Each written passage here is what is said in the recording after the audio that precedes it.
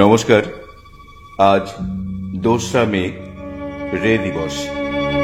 আজ আমাদের মতো অগণিত উপাসকদের পবিত্র দিন, সত্যজিৎ রায়ের জন্মদিন। তার সাহিত্য, তার সুর, তার চলচ্চিত্র, তার সৃষ্টি শিখিয়েছে যুক্তি, জাগিয়েছে চেতনা, জানিয়েছে তথ্য, ভাবিয়েছে আমাদের। আমরা কয়েকজন সত্যজিৎ প্রেমী মিলে প্রতি বছর তাঁর শ্রদ্ধার্ঘ্যে তাঁরই গল্প অডিও স্টোরি হিসেবে প্রকাশ করি। বিগত বছরগুলিতে আমরা পরিবেশন করেছি টেলিফোন, বাদুর বিভীষিকা, গগন চৌধুরীর স্টুডিও এবং সেপ্টো পাশের খিদে। এই বছর শ্রদ্ধার্ঘ্য স্বরূপ আমাদের নিবেদন খগম। গল্প পাঠে সৌপর্ণ, অভিনয়ে শুভদীপ, সোমতীর্থ, শান্তনু, অর্ণব, প্রদীপ, পৃথ্বীরাজ, ভাস্করজ্যোতি এবং গল্পের সূত্রধর আমি শ্রীমন্ত। শব্দগ্রহণ, ধ্বনি পরিকল্পনা ও সমগ্র পরিচালনায় পৃথ্বীরাজ এবং প্রচ্ছদ অলঙ্করণে মানিক সরকার। শুরু হচ্ছে খগম।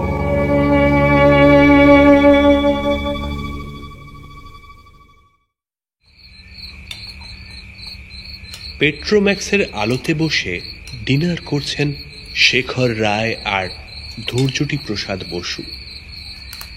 শেখরবাবু সবে মাত্র ডালনার ডিমে একটা কামড় দিতে যাবেন, এমন সময় চৌকিদার লক্ষ্মণ জিজ্ঞেস করল, आप लोग इमली बाबा का दर्शन नहीं करेंगे? শেখর বললেন, ইমলি বাবা? সেইটা আবার কে? না, আমি শুনিনি। তাকে আবার দর্শন কি করে করব? जंगल का जो जीप आप लोगों के लिए बोला गया, उसका ड्राइवर को बोलने से ही वो पहुंचा देगा बाबा का डेरा में। जंगल के अंदर ही उनका घर आसे इतना सुंदर जगह कि मन शांत हो जावे। कहाँ कहाँ से लोग आता है पता है बाबू? साहेब लोग भी आसे। समझ ही जाइए बाबा कितना बड़ा साधु अच्छे। और खास बात क्या है पता है? बाबा का एक पालतू सांप भी आछे, काला सांप। सेटा बाबार घर के पास एक गड्ढे में थाके और शाम को निकल के दूध पीता है। ধৈর্যটি বাবু সব শুনে টুনে মন্তব্য করলেন, দেশটা বুজরুকিতে ছেয়ে গেল। বিশেষ করে ভণ্ড সাধু সন্ন্যাসীদের সংখ্যা দিন দিন বিপজ্জনকভাবে বেড়েই চলেছে। পশ্চিমে যতই বিজ্ঞানের প্রভাব বাড়ছে, আমাদের দেশটা ততই আবার নতুন করে কুসংস্কারের অন্ধকারের দিকে এগোচ্ছে। হোপলেস ব্যাপার মশাই, ভাবলে মাথায় রক্ত উঠে যায়।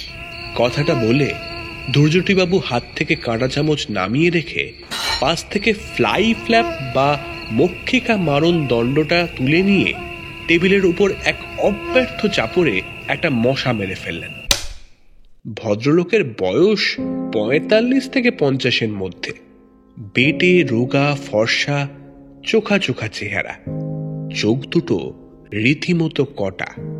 শেখরবাবুর সঙ্গে ওর আলাপ এই ভরতপুরে এসে। শেখরবাবু এসেছেন আগ্রা হয়ে, যাবেন জয়পুরে মেজদার কাছে 2 হপ্তার ছুটি কাটাতে।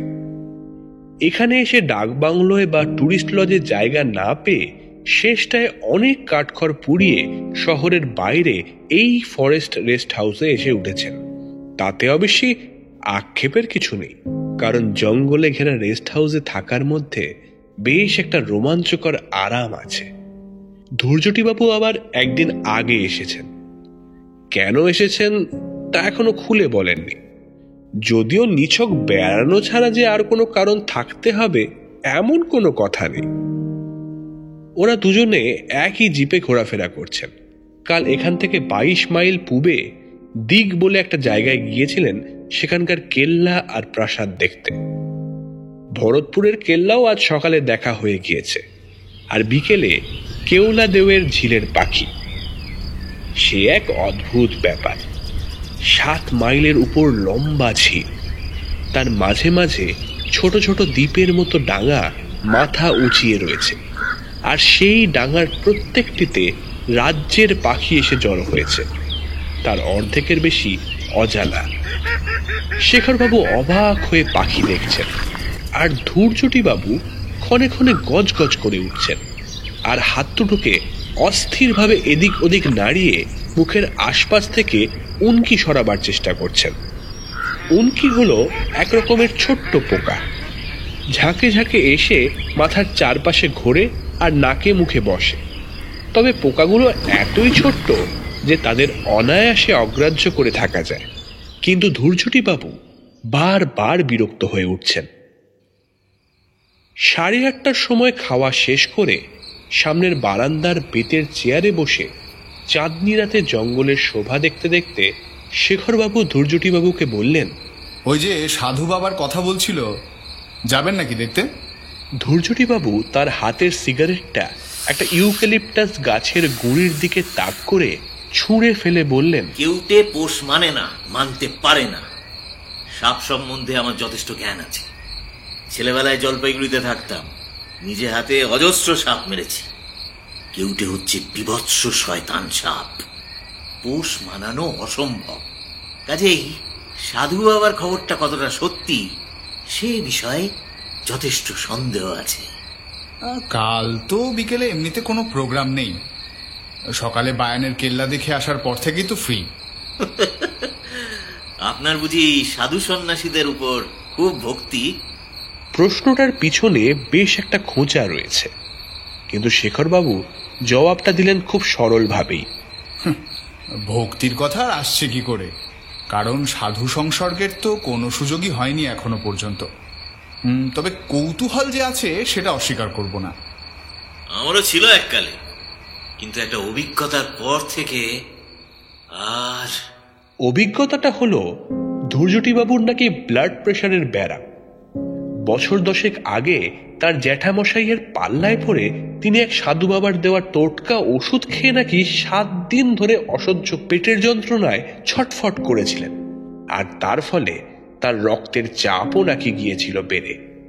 সেই থেকে ধূর্যটিবাবুর ধারণা হয়েছে ভারতবর্ষের 90% সাধুই হচ্ছে আসলে ভণ্ড অসাধু। ভদ্রলোকের বাবা বিদ্বেষটা বেশ মজার লাগছিল, তাই তাকে খানিকটা উস্কানোর জন্যই শেখরবাবু বললেন, কেউটের পোষ মানার কথা যে বলছেন, আমি আপনি পোষ মানাতে পারবো না নিশ্চয়ই, কিন্তু হিমালয়ের কোনো কোনো সাধু তো শুনেছি একেবারে বাঘের গুহায় বাঘের সঙ্গে একসঙ্গে বাস করে। শুনেছেন তো, দেখেছেন কি? না, তা দেখিনি। দেখবেন না, এ হলো আষাঢ়ে গপ্পুর দেশ। শুনবেন তো অনেক কিছুই, কিন্তু চাক্ষুষ দেখতে চাইলে দেখতে পাবেন না। আমাদের রামায়ণ মহাভারতেই দেখুন না, বলছে ইতিহাস, কিন্তু আসলে আজগুবি গপ্পর ডিপো।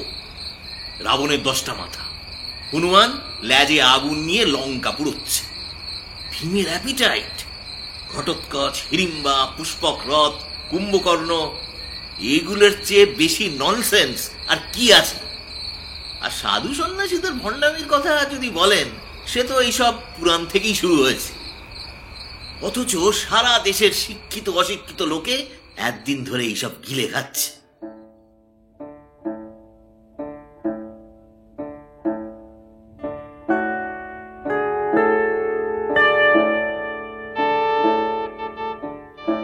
বায়ানের কেল্লা দেখে রেস্ট হাউসে ফিরে লাঞ্চ ও বিশ্রাম সেরে ইমলি বাবার ডেরায় পৌঁছতে ওদের 4টে বেজে গেল। ধূর্যটিবাবু এ ব্যাপারে আর আপত্তি করেননি, হয়তো তার নিজেরও বাবা সম্পর্কে একটু কৌতূহল হচ্ছিল। জঙ্গলের মধ্যে একটা দিব্যি পরিষ্কার খোলা জায়গায় একটা বিরাট তেঁতুল গাছের নিচে বাবার কুটির। গাছের থেকেই বাবার নামকরণ, আর সেটা করেছে স্থানীয় লোকেরা। বাবার আসল নাম কি তা কেউ জানে না। খেজুর পাতার ঘরে একটি মাত্র চেলা সঙ্গে নিয়ে ভাল্লুকের ছালের উপর বসে আছেন বাবা। চেলাটির বয়স অল্প, তবে বাবার বয়স কত তা বোঝার জো নেই। সূর্য ডুবতে এখনো ঘন্টাখানেক বাকি, কিন্তু তেঁতুল পাতার ঘন ছাউনির জন্য এ জায়গাটা এখনই বেশ অন্ধকার।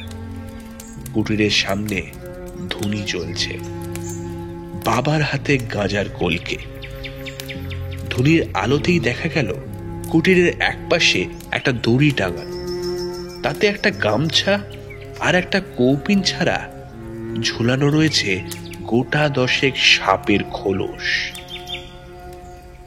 ওদের দেখে বাবা কলকের ফাঁক দিয়ে একটু হাসলেন। ধৈর্যটি বাবু ফিসফিস করে বললেন, বৃথা সময় নষ্ট না করে আসল প্রসঙ্গে চলে যান। দুধ খাওয়ার সময়টা কখন জিজ্ঞেস করো।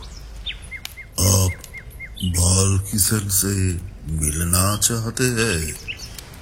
হিমলি বাবা আশ্চর্য উপায়ে ওদের মনের কথা জেনে ফেলেছেন। কিউটের নাম যে বালকিষণ, সেটা জিপের ড্রাইভার দীনদয়াল কিছুক্ষণ আগেই বলেছিল। আমরা আপনার সাপের কথা শুনেছি এবং পোষা সাপের দুধ খাওয়া দেখতে আমাদের ভারী আগ্রহ। সে সৌভাগ্য হবে কি? ইমলি বাবা আক্ষেপের ভঙ্গিতে মাথা নাড়লেন, তারপর পরিষ্কার বাংলায় বললেন, ओहो, बाल किशन रोज ही সূর্যাস্তের সঙ্গে সঙ্গে আমার ডাক শুনে গর্ত থেকে বেরিয়ে কুটিরে এসে দুধ খেয়ে যায়। দুদিন আগে ভি এসেছে, কিন্তু গতকাল থেকে ওর শরীরটা তেমন ভালো নেই। আজ পূর্ণিমা, আজও সে আসবে না, আসবে আবার কাল থেকে। সাপের শরীর খারাপ হয় এ খবরটা তো নতুন, তবে পোষা তো হবে নাই বা কেন? গরু, ঘোড়া, কুকুর ইত্যাদির জন্য তো হাসপাতালই আছে। বাবার চেলা আরো একটা খবর দিল, एक तो उसका तबीयत खराब, ऊपर से कुछ कीड़ा बालकिशन के गड्ढे में घुस के उसे बहुत परेशान कर रहा था। बाबा के श्राप से अभी सारा कीड़ा खत्म। কথাটা শুনে ধৈর্যটিবাবু শেখরবাবুর দিকে আর চোখে চাইলেন। ইমলি বাবার চেহারায় তেমন কোনো বিশেষত্ব নেই। পরনে সাধারণ একটা গেরুয়া আলখাল্লা, মাথায় জটা আছে, কিন্তু তাও তেমন জবরজং কিছু নয়। দোকানে দুটো লোহার মাকড়ি, গলায় গোটা চারেক ছোট বড় মালা, ডান কনুইয়ের উপরে একটা তাবিজ। অন্য 5টা সাধু বাবার সঙ্গে খুব একটা তফাৎ কিছু নেই, কিন্তু তাও সন্ধ্যার পরন্ত আলোয় ধুনির পিছনে বসা লোকটার দিক থেকে কেন জানি চোখ ফেরানো যাচ্ছিল না। ওরা দাঁড়িয়ে আছে দেখে চেলাটি দুটো চাটাই বার করে এনে বাবার হাত 10 দূরে বিছিয়ে দিল। কিন্তু বাবার পোশাক কেউটেকেই যখন দেখা যাবে না, তখন আর বসে কি হবে? বেশি দেরি করলে আবার ফিরতে রাতও হয়ে যাবে। গাড়ি আছে ঠিকই, কিন্তু জঙ্গলের ভিতর দিয়ে রাস্তা আর আশপাশে জন্তু জানোয়ারেরও অভাব নেই। তাই শেষ পর্যন্ত আর ওরা বসলো না। বাবাকে নমস্কার করতে তিনি মুখ থেকে কলকে না সরিয়ে চোখ বুজে মাথা হেঁট করে প্রতি নমস্কার জানালেন। শেখরবাবুরা দুজনে 100 খানেক গজ দূরে রাস্তার ধারে রাখা জিপের উদ্দেশ্যে রওনা দিলেন। কিছু আগেও চারিদিকের গাছগুলো থেকে বাসায় ফেরা পাখির কলরব শোনা যাচ্ছিল, তবে এখন সব নিস্তব্ধ।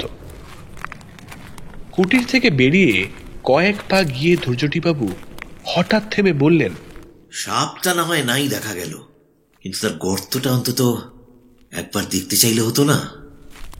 তার জন্য তো ইমলি বাবার কাছে যাওয়ার কোনো দরকার নেই। আমাদের ড্রাইভার দীনদয়াল তো বলছিল ও গর্তটা দেখেছে। ঠিক কথা। গাড়ি থেকে দীনদয়ালকে নিয়ে ওরা আবার ফিরে এলেন। এবার কুটিরের দিকে না গিয়ে একটা বাদাম গাছের পাশ দিয়ে সরু পায়ে হাঁটা পথ ধরে খানিক দূর এগিয়ে যেতেই সামনে একটা কাঁটা ঝোপ পড়ল। আশেপাশে পাথরের টুকরো পড়ে থাকতে দেখে মনে হলো এককালে এখানে হয়তো একটা দালান জাতীয় কিছু ছিল। दीनदयाल बोल, वो झोपड़ी के ठीक पीछे ही सांप था के अभी तो दिन ढल गया, ऐसे देख के कुछ बुझबेन ना। ধৈর্যটি বাবু তার কোটের পকেট থেকে একটা ছোট্ট টর্চ বার করে ঝোপের ওপর আলো ফেলতেই পিছনে গর্তটা দেখা গেল। যাক, গর্তটা তাহলে সত্যিই আছে, কিন্তু সাপ, সে কি আর অসুস্থ অবস্থায় বাইরে বেরোবে? সত্যি বলতে কি, সাধু বাবার হাতে কেউটের দুধ খাওয়া দেখার বাসনা থাকলেও সেই কেউটের গর্তের সামনে দাঁড়িয়ে তাকে দর্শন করার খুব একটা ইচ্ছে শেখরবাবুর হচ্ছিল না। কিন্তু ধূর্যটিবাবুর কৌতূহল অনেক বেশি। আলোয় যখন কাজ হলো না, তখন ভদ্রলোক মাটি থেকে ঢেলা কুড়িয়ে নিয়ে সেগুলো ঝোপের উপর ফেলতে আরম্ভ করলেন। কি হলো মশাই, আপনার দিকে রোগ চেপে গেছে? আপনি তো বিশ্বাসই করছিলেন না যে সাপ আছে। ভদ্রলোক এবার একটা বেশ বড় ঢেলা হাতে তুলে নিয়ে বললেন, এখনো করছি না। এই ঢেলাতেও যদি ফল না হয় তাহলে বুঝবো বাবাজি সম্বন্ধে এক স্রেফ গাঁজাখুরি গল্প প্রচার করা হয়েছে। লোকের ভুল বিশ্বাস যতটা ভাঙানো যায় ততই মঙ্গল। ঢেলাটা একটা ভারী শব্দ করে ঝোপের উপর পড়ে কাঁটা সমেত পাতাগুলোকে তছনছ করে দিল। ধূর্যটিবাবু টর্চটা ধরে আছেন গর্তের ঠিক উপরে। কয়েক মুহূর্ত সব চুপ। কেবল বনের মধ্যে কোথায় যেন একটা ঝিঁঝি সবে মাত্র ডাকতে আরম্ভ করেছে। এবার তার সঙ্গে আর একটা শব্দ যোগ হলো, একটা শুকনো সুরহীন শীষের মতো শব্দ। তারপর পাতার খসখসানি, আর তারপর টর্চের আলোয় দেখা গেল একটা কালো মসৃণ জিনিসের খানিকটা। সেটা নড়ছে, সেটা জ্যান্ত, আর ক্রমেই সেটা গর্তের বাইরে বেরিয়ে আসছে। এবার ঝোপের পাতা নড়ে উঠল, আর তার পর মুহূর্তেই তার ফাঁক দিয়ে বেরিয়ে এলো একটা সাপের মাথা। টর্চের আলোয় দেখা গেল কেউটের জলজলে চোখ আর তার দুভাগে চেরা জিভ, যেটা বারবার মুখ থেকে বেরিয়ে এসে লিক লিক করে আবার আবার সুরুত করে ভিতরে ঢুকে যাচ্ছে। দীনদয়াল কিছুক্ষণ থেকে জিপে ফিরে যাওয়ার জন্য তাগাদা করছিল। এবার ধরা গলায় অনুনয়ের সুরে বলল, छोड़ दीजिए बाबू, अब तो देख लिया, अब वापस चलिए। টর্চের আলোর জন্যই বোধহয় বালকিষেন এখনো মাথাটা বার করে স্থিরভাবে চেয়ে আছে, আর মাঝে মাঝে জিভ বার করছে। কাল কেউটে মানুষের এত কাছে থেকেও আক্রমণের চেষ্টা না করে চুপচাপ চেয়ে রয়েছে, এরকম কখনো দেখা যায় না। হঠাৎ টর্চের আলোটা কেঁপে উঠে সাপের উপর থেকে সরে গেল, আর তারপর যে কাণ্ডটা ঘটল সেটার জন্য শেখরবাবু বা দীনদয়াল কেউই প্রস্তুত ছিলেন না।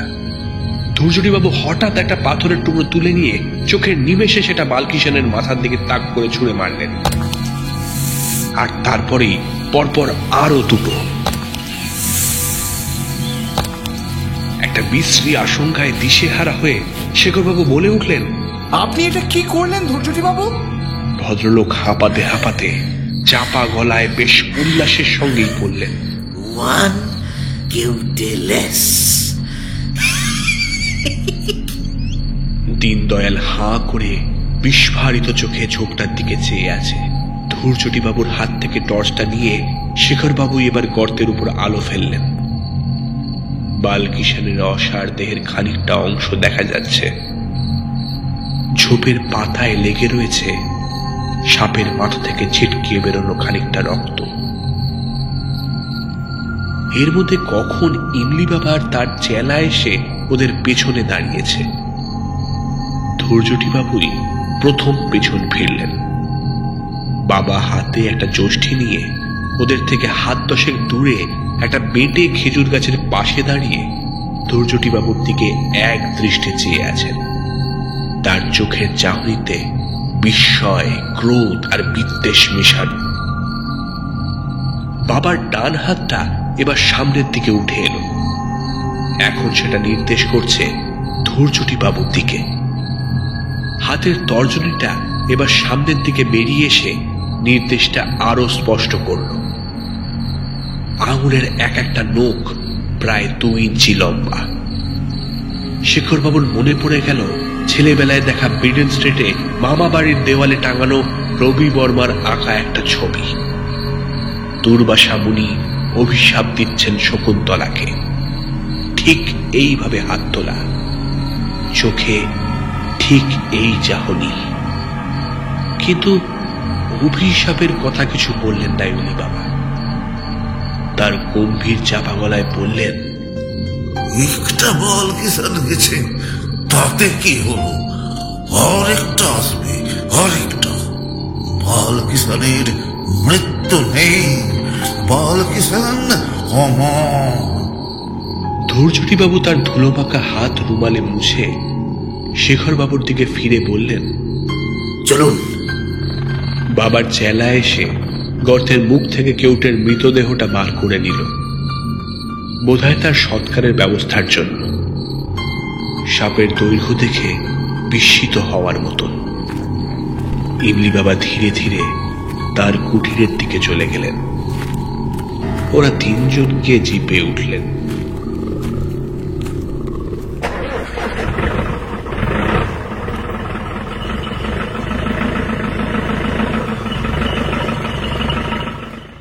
রেস্ট হাউসে ফেরার পথে ধূর্যটিবাবুকে গুম হয়ে বসে থাকতে দেখে তাকে শেখরবাবু বললেন, সাপটা যখন লোকটার পোষা আর আপনার কোনো অনিষ্টও করছিল না, তখন ওটাকে মারতে গেলেন কেন?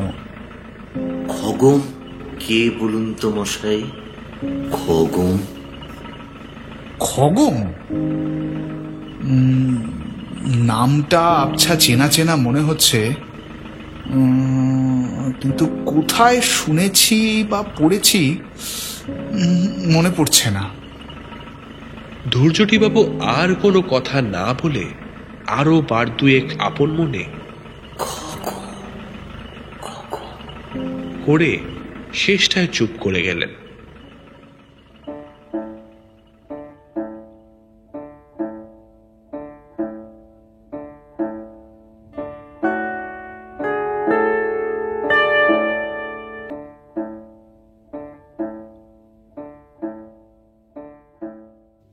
রেস্ট হাউসে পৌঁছতে ওদের 6:30 বেজে গেল।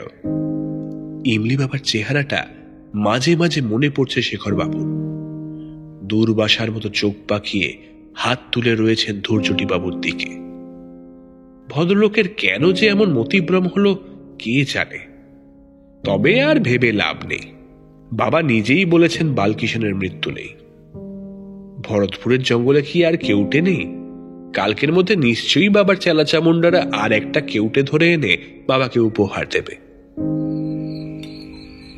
ডিনারে লক্ষ্মণ মুরগির কারি রেঁধেছিল, আর তার সঙ্গে ঘিয়ে ভাজা হাতের রুটি আর উড়ুদকা ডাল।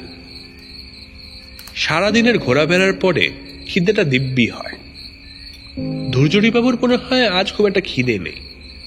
শরীর খারাপ নাকি কে জানে। বলছি, আপনি কি বালকিশনের কথা ভেবে আক্ষেপ করছেন? ধূর্যটিবাবু মুখ খুললেন বটে, কিন্তু যা বললেন সেটাকে এই প্রশ্নের উত্তর বলা চলে না। পেট্রোম্যাক্সের দিকে একদৃষ্টে তাকিয়ে থেকে গলাটাকে ভীষণ সরু আর মোলায়েম করে বললেন, সাপটা ফিস ফিস করছিল, ফিস ফিস করছিল, ফিস ফিস করছিল। ফিস ফিস না ফোঁস ফোঁস? ধূর্যটিবাবু আলোর দিক থেকে চোখ না সরিয়ে মাথা নেড়ে বললেন, ফিস ফিস ফিস ফিস ফিস, সাপের ভাষা, সাপের ফিস ফিস ফিস ফিস, সাপের ভাষা, সাপের ফিস ফিস ফিস। কথাটা বলে ভদ্রলোক নিজেই জিভের ফাঁক দিয়ে সাপের শীষের মতো শব্দ করলেন কয়েকবার।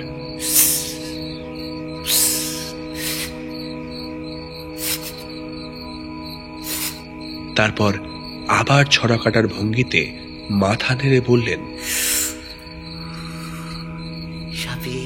ভাষা সাপের শীষ,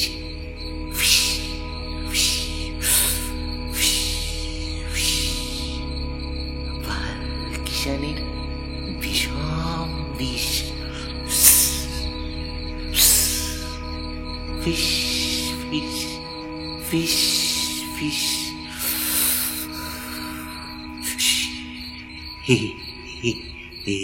এটা কি ছাগলের দুধ? শেষ কথাটা অবশ্যই ছড়ার অংশ নয়, সেটা হলো সামনে প্লেটে রাখা পুডিংকে উদ্দেশ্য করে।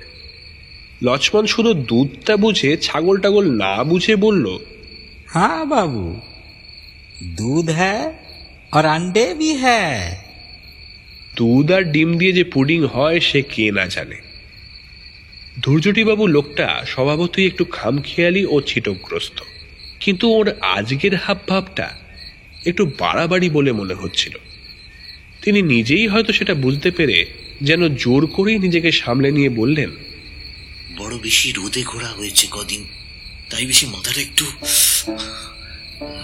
কাল থেকে একটু সাবধান হতে হবে। সেদিন শীতটা বেশ জাঁকিয়ে পড়েছে, তাই খাবার পরে আর বাইরে না বসে ঘরে গিয়ে সুটকেসটা গোছাতে লাগলেন শেখরবাবু। কাল সন্ধ্যার ট্রেনে ভরতপুর ছাড়বেন উনি। মাঝরাত্রে সবাই মাধবপুরে চেঞ্জ, ভোর 5টায় জয়পুর পৌঁছানো। কিন্তু সে প্ল্যান ভেস্তে গেল। মেজদাকে টেলিগ্রাম করে জানিয়ে দিতে হলো যে অনিবার্য কারণে যাওয়া একদিন পিছিয়ে যাচ্ছে, কারণ এমন এক ঘটনা ঘটে গেছে এর মধ্যে যা সকলে বিশ্বাস করবে না। সুটকেসটা গুছিয়ে লণ্ঠনটাকে কমিয়ে ড্রেসিং টেবিলের আড়ালে রেখে রাতের পোশাক পরে বিছানায় উঠতে যাবেন শেখরবাবু, এমন সময় পূব দিকের দরজায় টোকা পড়ল। এই দরজার পিছনেই ধৈর্যটিবাবুর ঘর। দরজা খুলতেই ভদ্রলোক চাপা গলায় বললেন, আপনার কাছে ফ্লিট জাতীয় কিছু আছে, কিংবা মশা তাড়ানোর কোনো ওষুধ?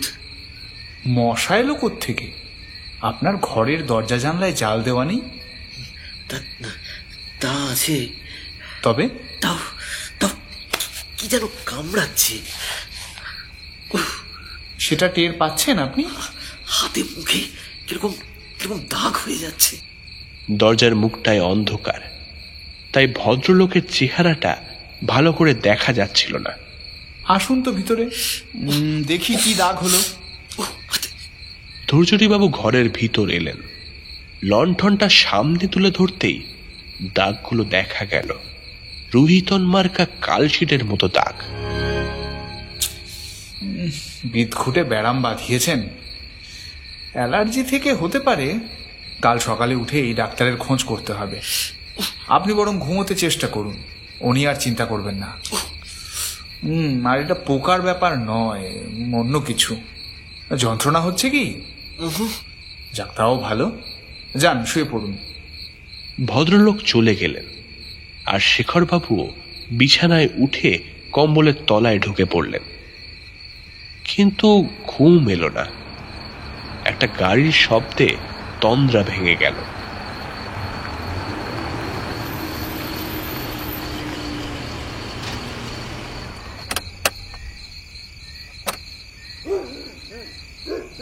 Is there any room available tonight? সাহেবের গলা শোনা যাচ্ছে, আর একটা অচেনা কুকুরের ডাক। নিশ্চয়ই টুরিস্ট। কিছুক্ষণ পর আবার সব নিস্তব্ধ,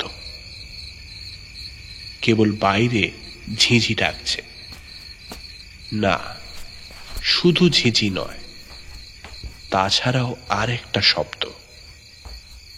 পূব দিকের প্রতিবেশী এখনো সজাগ, তার পায়ের শব্দ শোনা যাচ্ছে। কিন্তু ওর ঘরের লণ্ঠনটা তো নেভানো। অন্ধকার ঘরে ভদ্রলোক পায়চারি করছেন কেন? শেখরবাবু মনে মনে ভাবলেন, ভদ্রলোকের মাথায় কি সত্যিই ছিট আছে?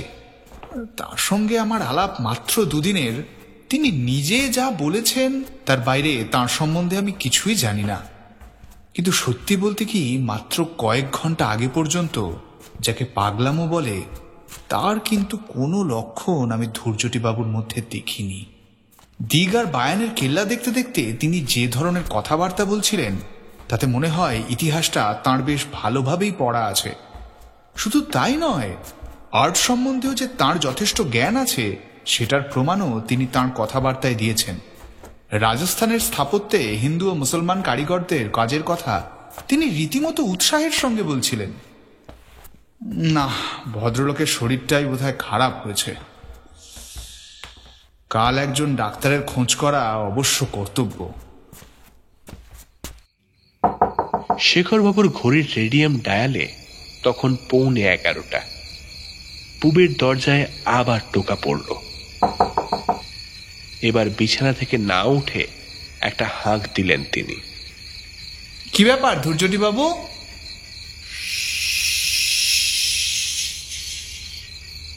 কি বলছেন?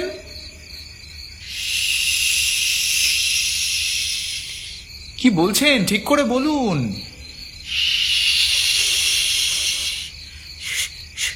শুনবেন একটু? অগত্যা উঠতে হলো।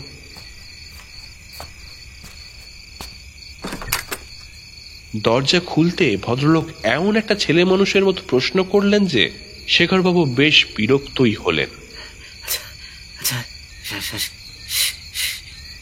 সাপ কি দন্তস্ব? আপনি এই ইটে জানবার জন্য এত রাত্রে দরজা ধাক্কালেন? দন্তস্ব? আগে হ্যাঁ, সাপ মানে যখন সর্প, স্নেক, তখন দন্তস্ব। আর তালবস্য? সেটা অন্য সাপ। তার মানে অভিশাপ? হ্যাঁ, অভিশাপ। অভিশাপ। Thank you. শুয়ে পড়ুন, শুয়ে পড়ুন। আপনাকে বরং একটু ঘুমের ওষুধ দিই। ও জিনিসটা আছে আমার কাছে, খাবেন? না, শীতকালে এমনিতেই ঘুমোই। শুধু শুধু সন্ধ্যায় সূর্যাস্তের সময়। আপনার জিভে কিছু হয়েছে নাকি? কথা আটকে যাচ্ছে কেন? আপনার টর্চটা একবার দিন তো।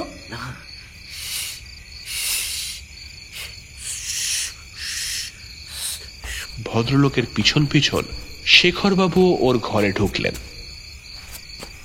টর্চটা ড্রেসিং টেবিলের উপর রাখা ছিল। সেটা জেলে ভদ্রলোকের মুখের সামনে ধরতেই তিনি হাঁ করে জিভটা বার করে দিলেন। জিভে কিছু যে একটা হয়েছে সে বিষয়ে সন্দেহ নেই। একটু সরু লাল দাগ ডগা থেকে শুরু করে জিভের মাঝখান পর্যন্ত চলে গেছে। এটাতেও কোনো যন্ত্রণা নেই বলছেন? কই কই না তো। কি যে ব্যারাম বাঁধিয়ে বসেছেন ভদ্রলোক কে জানে। এবারে ভদ্রলোকের খাটের দিকে চোখ গেল শেখরবাবুর।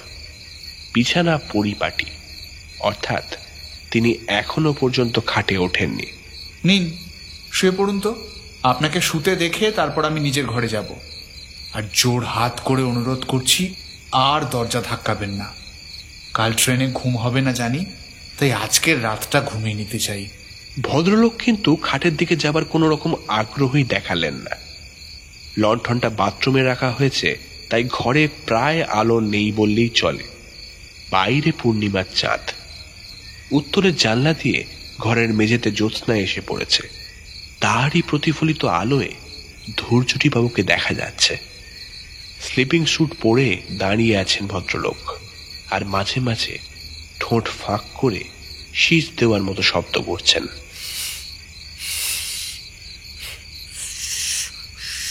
এই শীতেও দিব্যি গরম কাপড় কিচ্ছু না পরে দাঁড়িয়ে আছেন ভদ্রলোক।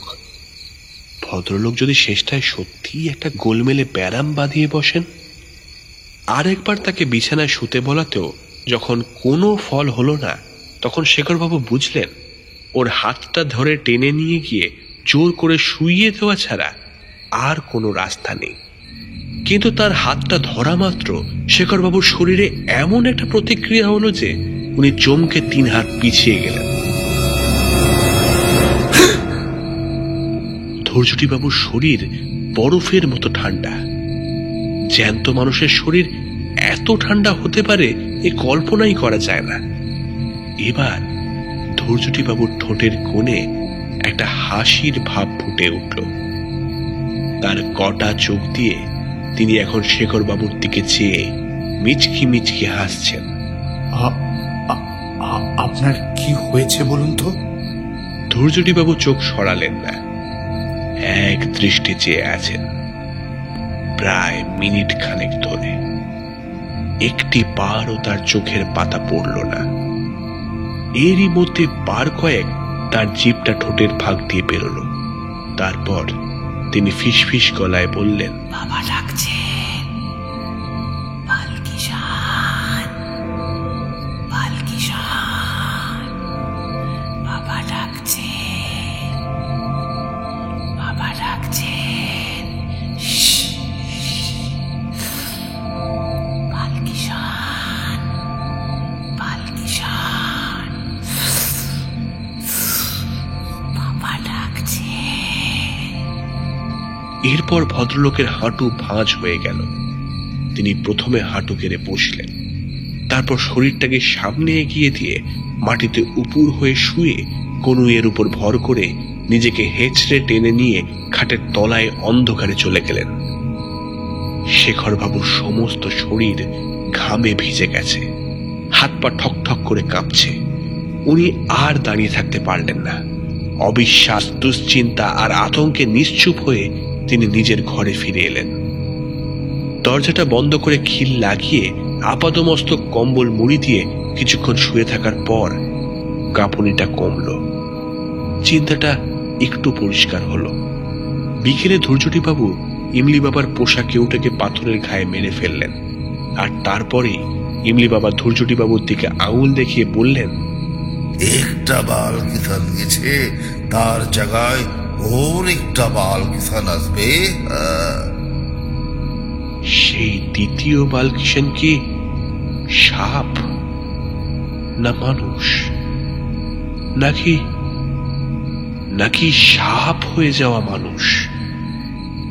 ধৈর্যটিবাবুর সর্বাঙ্গে চাকা চাকা দাগ, জিভের দাগ, তার শরীর এত ঠান্ডা। হঠাৎ বিদ্যুৎ ঝলকের মতো একটা জিনিস মনে পড়ে গেল শেখরবাবুর। খগম।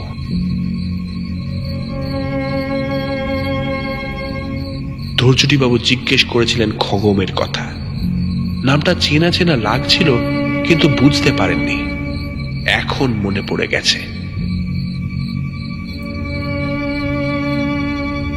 ছেলেবেলায় পড়া মহাভারতের একটা গল্প। খগম নামে এক তপস্বী ছিলেন। তার সাপে তার বন্ধু সহস্রপাদ মুনি ধোঁড়ার সাপ হয়ে যান। খগম, সাপ, অভিশাপ সব মিলে যাচ্ছে।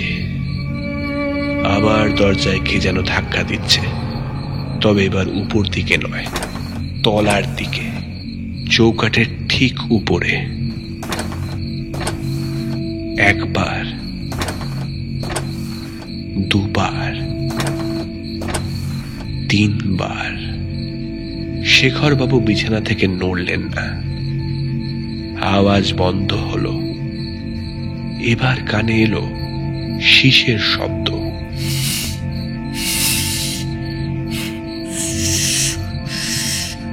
দরজার কাছ থেকে ক্রমে সেটা দূরে সরে গেল। তারপর আর কোনো শব্দ নেই। 10 মিনিট গেল। ঘড়িতে 1:45।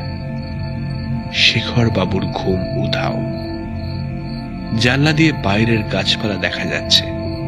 চাঁদ বোধহয় ঠিক মাথার উপরে। একটা দরজা খোলার শব্দ। পাশের ঘরে ধৈর্যটিবাবু বারান্দায় যাবার দরজাটা খুলেছেন। বারান্দা থেকে নেমে 20 হাত গেলেই গাছপালা শুরু হয়। ধৈর্যটিবাবু বারান্দায় বেরিয়েছেন কেন? কোথায় যাচ্ছেন তিনি? কি মতলব তার? শেখরবাবু এক দৃষ্টে জানলার দিকে চেয়ে রইলেন। শীষের শব্দ শোনা যাচ্ছে, সেটা ক্রমশ বাড়ছে। এবার সেটা ঠিক শেখরবাবুর জানলার বাইরে। জানলাটা ভাগ্যিস জালে ঢাকা, নইলে একটা কি যেন জিনিস জানলার তলার দিক থেকে ওপরে উঠছে। খানিকটা উঠে এবার থেমে গেল। একটা মাথা, লণ্ঠনের আবছা আলোয় দুটো জলজলে কটা চোখ, নিষ্পলক দৃষ্টিতে চোখ দুটো চেয়ে আছে।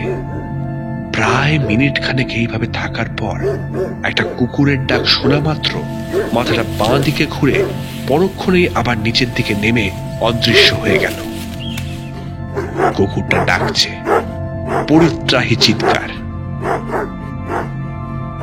এবার একটা ঘুম জড়ানো সাহেবী গলায় ধমকের আওয়াজ শোনা গেল।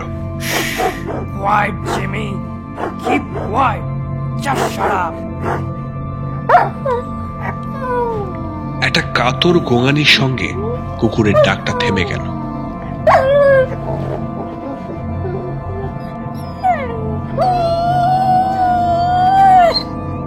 তারপর আর কোনো শব্দ নেই। শেখরবাবু মিনিট 10 ইন্দ্রিয়গুলোকে সজাগ রেখে শুয়ে রইলেন। তার কানের মধ্যে আজই রাত্রে শোনা একটা ছড়া বারবার ফিরে ফিরে আসছে। সাপের ভাষা, সাপের শীষ, ফিস, ফিস, সাপের ভাষা, সাপের শীষ, পাল কিশনের বিষম বিষ, পাল কিশনের বিষম বিষ, সাপের ভাষা, সাপের শীষ, ফিস, ফিস, ফিস, ফিস, পাল কিশনের বিষম বিষ, পাল কিশনের বিষম বিষ।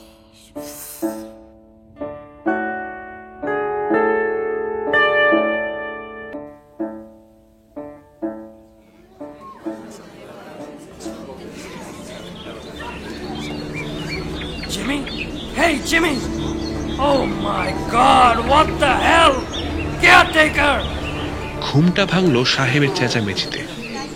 ঘড়িতে 6টা বাজতে 10। কিছু একটা গন্ডগোল বেঁধেছে।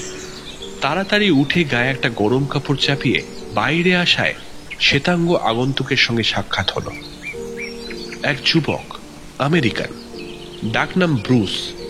তার পোষা কুকুরটা কাল রাত্রে মারা গেছে। কুকুরটাকে ঘরে নিয়ে শুয়েছিল, তবে ঘরের দরজা বন্ধ করেনি।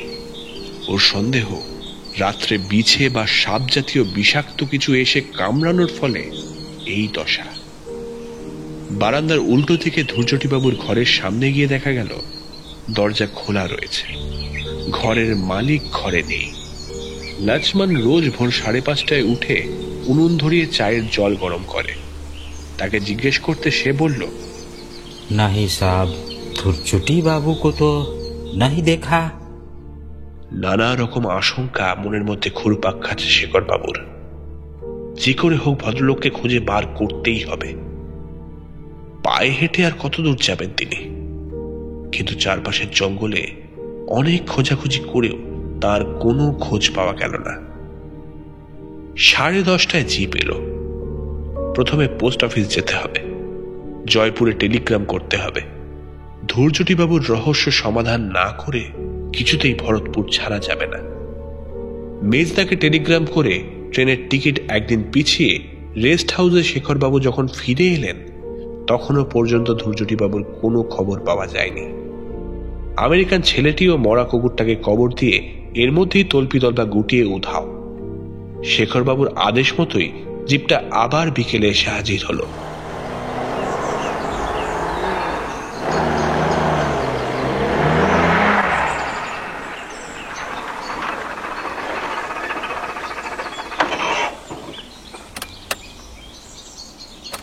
अभी किधर जाना है साहब? চলো দিন দয়াল, আজ ফের ইমলি বাবার কাছে যাব।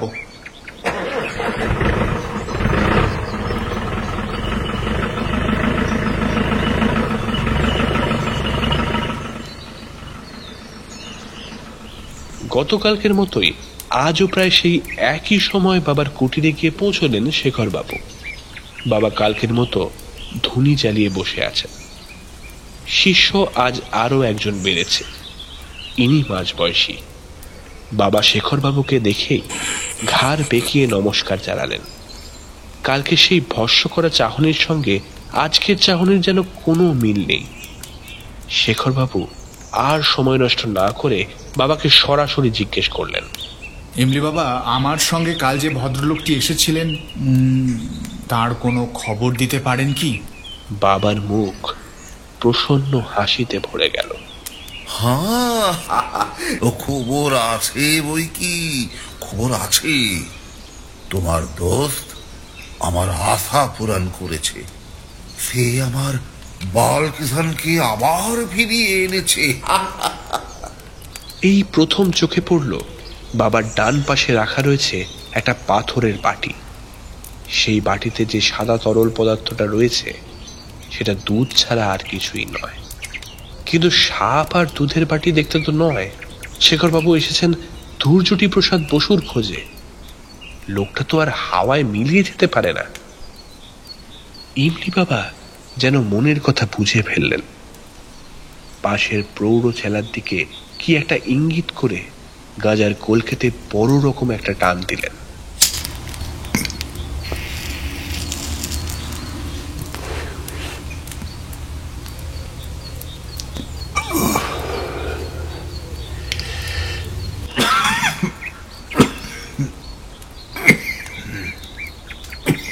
প্রৌঢ় ছেলেটি বললেন, তোমার বন্ধুকে তো তুমি আগের মতো ফিরে পাবে না, তবে তার স্মৃতিচিহ্ন সে রেখে গেছে।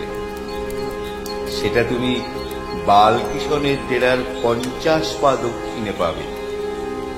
সাবধানে যেও, অনেক কাঁটা গাছ পড়বে পথে।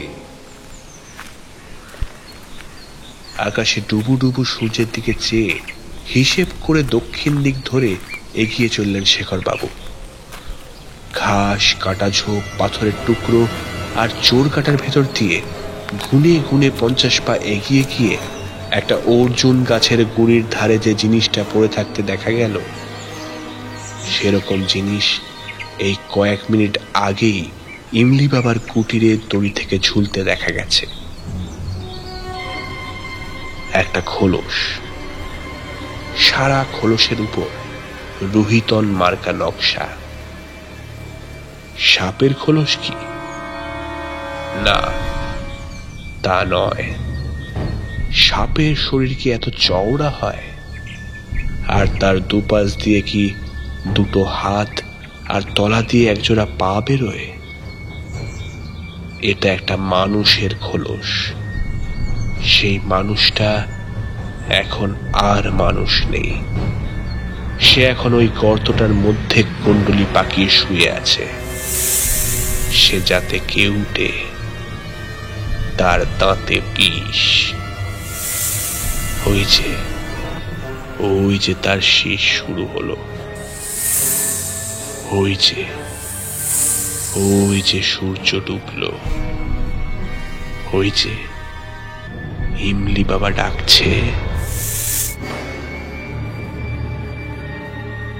বালকিষণ, বালকিষণ, বালকিষণ, বালকিষণ, বালকিষণ, ও বালকিষণ। বাবা ডাকছে, বালকিষণ, বালকিষণ, বাবা ডাকছে।